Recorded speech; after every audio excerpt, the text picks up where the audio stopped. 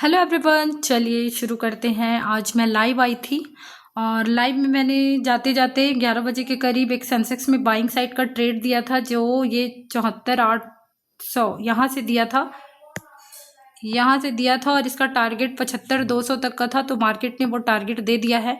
Same to same bank Nifty में भी same था कि यहाँ से जो ये 53,000 का ब्रेकडाउन हुआ है और तो ये क्लोजिंग प्राइस तक जाएगा करके, तो क्लोजिंग प्राइस तक ये गया है। इसका टारगेट क्लोजिंग प्राइस तक था। प्रीमियम में 300 पॉइंट मिले हैं। लेकिन मैं बता देना चाहती हूँ, क्योंकि मेरा शुरू में नहीं था बाइंग का, लाइव में ही मेरा ऐसे लग चुका था। तो उसको भी मैं एक्सप्लेन करती हूँ कि क्यों मेरा मार्केट में सेलिंग का टारगेट था और चार्ट ने कैसे मुझे, चार्ट में मेरा जो एसएल हंटिंग फेल हुआ। तो एसएल हंटिंग फेल होने पर हमको जस्ट जिस साइड मार्केट ने फेल कर दिया है, मतलब रेजिस्टेंस दिखा रहा था लेकिन उसको भी निकाल दिया, तो उसी साइड का ट्रेड लेना था। तो इसी पे मैंने जाते जाते 1-2 ट्रेड दिया था। निफ्टी में तो नहीं दिया था, सेंसेक्स। अब वो निफ्टी तो इसी के जैसे ही जाता है, मूव करता है, तो सेंसेक्स और बैंक निफ्टी में दिया था।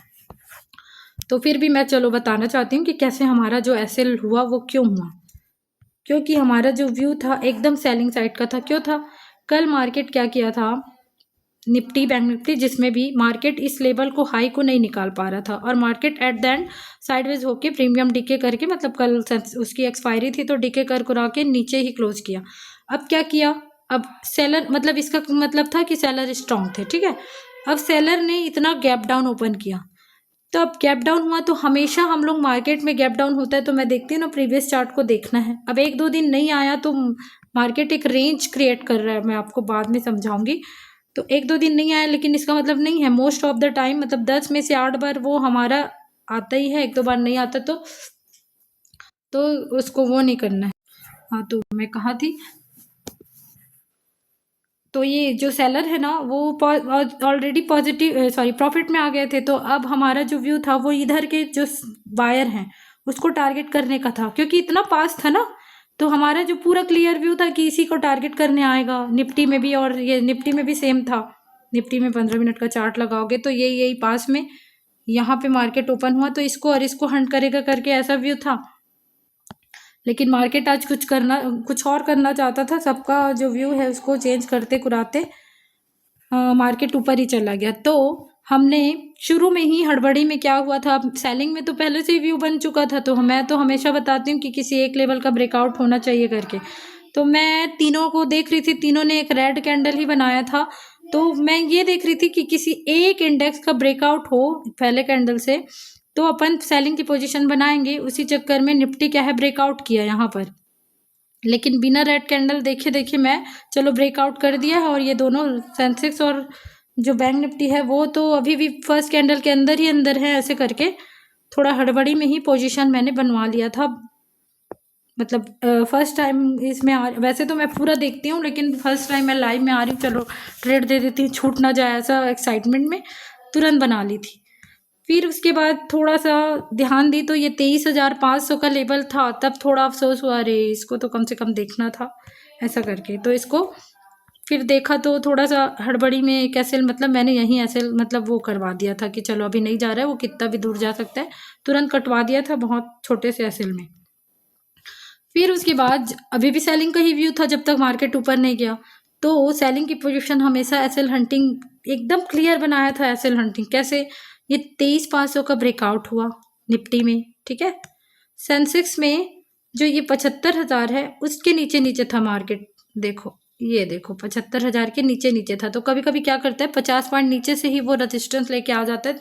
एग्जैक्ट रेजिस्टेंस नहीं लेता है, कब सेलर आ जाते हैं करके। तो मेरा थोड़ा यही व्यू था कि चलो अब जितना बायर भरना था भर लिया, क्योंकि मेरी जो व्यू है वो सेलिंग साइड की थी।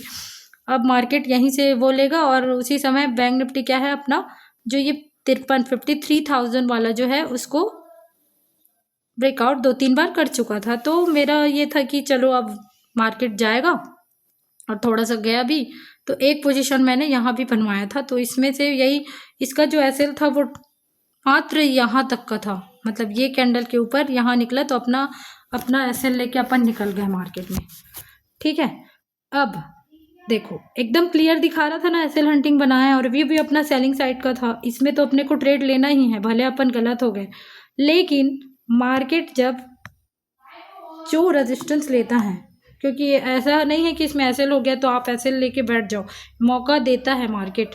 अगर सेलिंग में आप गलत हो चुके हो, आपका जो एसएल हंटिंग नहीं चला, ये जो 75,000 का रेजिस्टेंस ले रहा था ना, ये ब्रेकआउट हो गया, तो अब आपको समझ लेना कि मार्केट किसी भी हालत में नीचे नहीं आएगा। आ भी गया, मान लो जाए ये इतना नीचे भी आ जाता ना, तो एट द एंड जिधर ब्रेकआउट हुआ था, हमारा एसएल हंटिंग फेल हुआ है, उसी तरफ ही मार्केट घूमेगा। ये मैं कई बार बता चुकी हूँ, कई बार। अगर मेरा एसएल हंटिंग फेल होता है तो मार्केट जस्ट उसी साइड का हमको ट्रेड देता ही है, भले थोड़ा रुक के दे।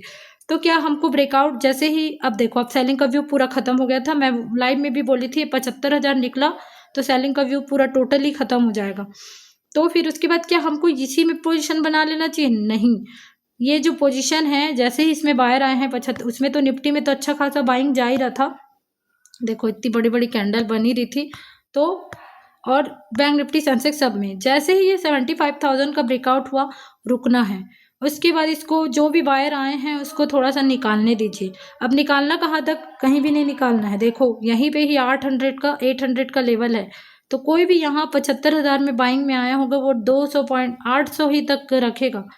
ज़्यादा से ज़्यादा जो बड़े भी होते हैं वो पोजीशन अपना 800 का ही रखेगा। जैसे ही ये 800 का ब्रेकडाउन हुआ, मैं लाइव में ही बोली अब मार्केट तो नीचे आने वाला नहीं है, यहाँ पे आप पोजीशन बनाओ। चल मतलब 2 एसएल तो मेरे हो चुके थे छोटे छोटे, तो मैं बोली चलो देखते हैं अब पेपर ट्रेडिंग करेंगे, क्योंकि अब 2 एसएल होता है तो मेरा तो नहीं है ना, मैं किसी को रिकमेंड नहीं करूँगी कि पोजीशन में जाए।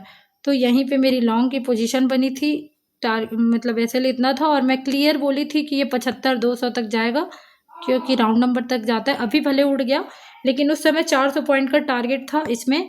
और बैंक निफ्टी में मैं क्लियर बोली थी कि ये जो क्या बोलते हैं क्लोजिंग प्राइस है, ठीक है, क्लोजिंग प्राइस तक इसमें भी कब लेना था, वो जब 75,000 का ब्रेकडाउन किया, मतलब ब्रेकआउट करके जब 800 का ब्रेकडाउन किया ना, तो इसी समय ये 53,000 का जब ब्रेकडाउन हुआ,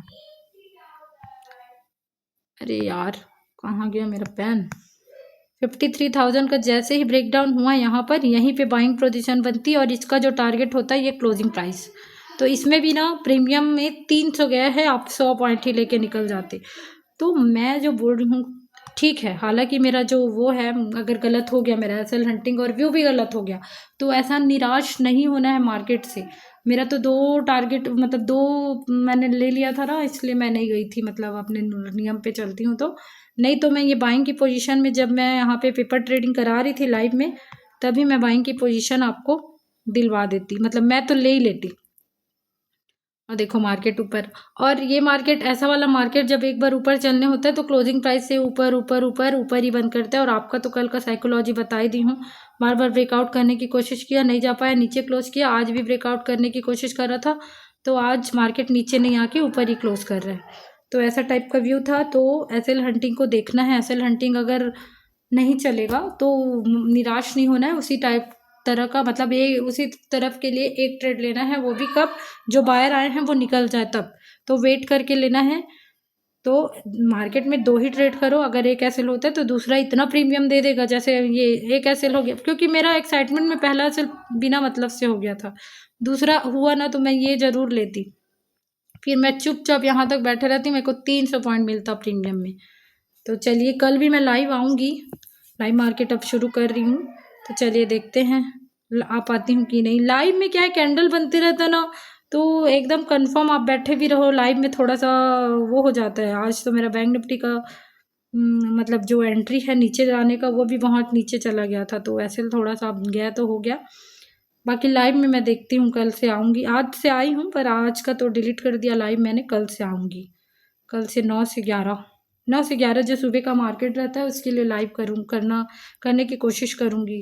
थोड़ा मेरे को सेटअप जमाने नहीं आता, इसीलिए है मतलब लाइव का, और इंटरनेट भी थोड़ा स्लो हो जाता है, नहीं तो फिर मैं रोज़ लाइव में आने का कोशिश करूँगी। चलिए थैंक यू।